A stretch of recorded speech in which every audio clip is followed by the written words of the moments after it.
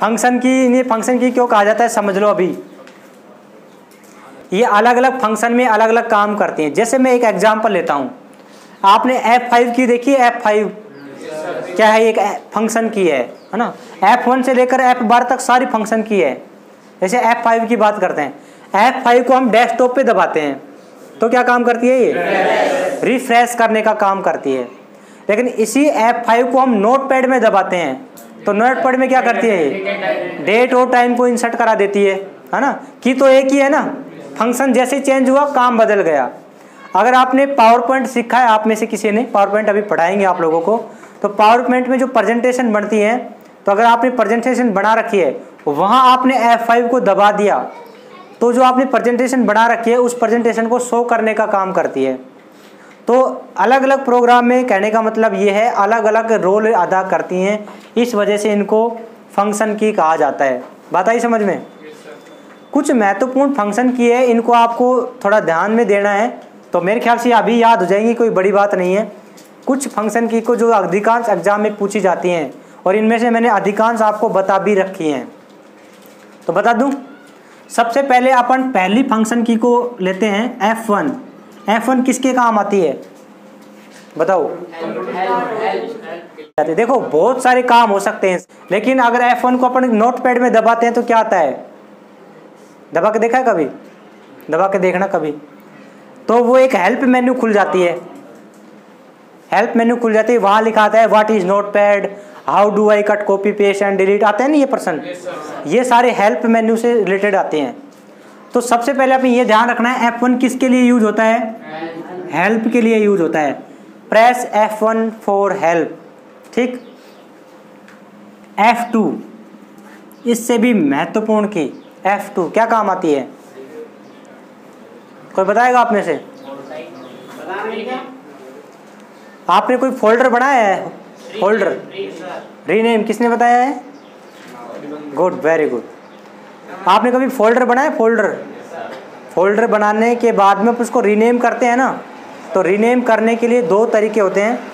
Mouse से select करेंगे right click करके, और एक ऑप्शन आता है नीचे रीनेम का, वहाँ से जाके भी कर सकते हैं।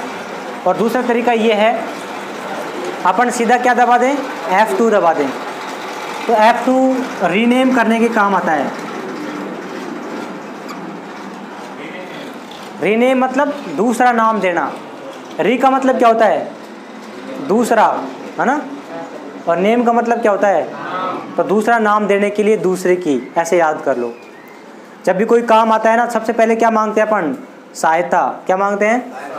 सहायता। तो एक नंबर पे सबसे पहले हेल्प लेंगे, है ना। 2 नंबर पे दूसरा नाम, याद हो जाएगा। ये फाइंड नेक्स्ट, ये बताओ किसने नहीं किया आप में से? कोई ऐसा तो नहीं है साहब मेरे को बताया नहीं है ना? है आपको क्या चल रहा है अभी? अभी पेंटिंग चल रहा है, तो कहाँ बताएंगे? हैं? नहीं बताया भाई? आप सुन ले विकास, अगर नहीं बताया तो। बताया था? अच्छा भूल गए थे, कोई बात नहीं। देखो पहले नंबर पे हेल्प, 2 नंबर पे दूसरा नाम, और तीसरे पे हम ढूंढेंगे नेक्स्ट, अगले को। फाइंड नेक्स्ट ढूंढ लोगे? इससे भी महत्वपूर्ण की F5 सबसे इंपॉर्टेंट 3 काम, ये याद रखने हैं। काम बहुत करती है लेकिन 3 ही याद रखने हैं अपने को। कौन कौन से रखोगे? सबसे पहले नोटपैड में क्या काम करती है?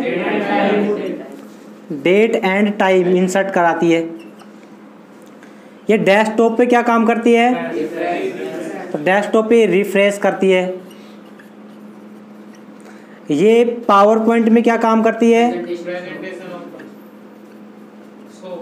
तो किसी भी स्लाइड शो कह सकते हैं, या प्रेजेंटेशन शो करने के काम आती है।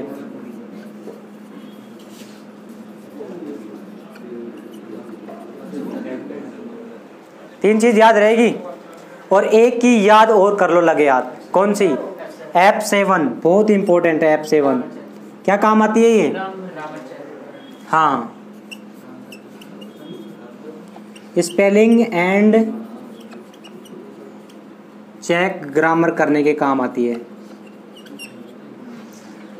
ये आपने कभी ऐसे देखा होगा ना कि अपन कोई भी वर्ड लिखते हैं, दिनेश कहाँ ध्यान है, जब अपन कहीं पे भी टेक्स्ट लिखते हैं या गलत कोई टेक्स्ट हो जाता है या कोई ऐसा अलग नाम लिखते हैं तो उसके नीचे ऐसे धारी सी आ जाती है, या तो रेड आएगी या ग्रीन आती है। क्यों आती है पता है? इसके दो कारण हैं।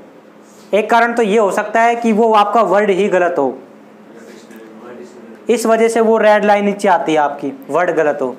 लेकिन कई बार क्या होता है, अपन खुद का नाम लिखते हैं, खुद का नाम तो सही होता है, या गांव का नाम लिखते हैं, उसके नीचे भी ये रेड लाइन शो करने लग जाता है। इसका मतलब क्या है?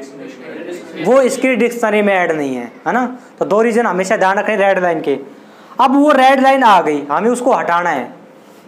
मेरा गलत वर्ड है तो भी हटाना है, और उसकी डिक्शनरी में ऐड नहीं है तो मेरे को ऐड करवाना है। कैसे भी करके वो रेड लाइन हटानी है। तो अपन रिव्यू टैब आती है ना, उसमें पहले ऑप्शन मिल जाएगा स्पेलिंग चेक एंड ग्रामर का, उस पर क्लिक कर सकते हैं, या डायरेक्ट एक शॉर्टकट की यूज़ कर सकते हैं F7। F7 पे आप जैसे ही क्लिक करोगे ना तो आपके सामने एक डायलॉग बॉक्स ओपन हो जाएगा। उसमें 2-3 ऑप्शन आते हैं। एक ऑप्शन तो आता है इग्नोर का, आप इसको इग्नोर कर सकते हैं। तो पहली बार में जैसे इग्नोर करोगे ना तो जितने भी वर्ड के नीचे रेड लाइन आ रखी है, ऐसी जो लाइन आती है ना, देखा होगा आपने, ये लाइन हट जाती है इग्नोर करने से। लेकिन वापस से आप वही वर्ड लिखोगे ना तो फिर आ जाएगी। इसका मतलब परमानेंट सॉल्यूशन नहीं हुआ। हमें उसका परमानेंट सॉल्यूशन करना है कि आए ही नहीं, जब भी मैं कोई भी वर्ड लिखूँ आए नहीं है। तो हमें एक ऑप्शन और आता है ऐड टू डिक्शनरी, है ना। तो हमें उसकी डिक्शनरी में ऐड करवा देना है उस वर्ड को। तो जैसे हम डिक्शनरी में ऐड करवा देते हैं तो उसके बाद में वो दोबारा से जब वर्ड लिखते हैं तो वो रेड लाइन शो नहीं करती है। समझ गए ये बात? एक शॉर्टकट की और बच गई इसमें, वो भी सबसे इम्पोर्टेंट है, वो होती है F12। ये तो सबको ही पता है। सेव एज करने की शॉर्टकट की क्या है? F12। सेव करने की Ctrl+S। अच्छा, आप में से कोई ऐसा बंदा है जो सेव और सेव एज में अंतर नहीं जानता है? सब जानते हो ना?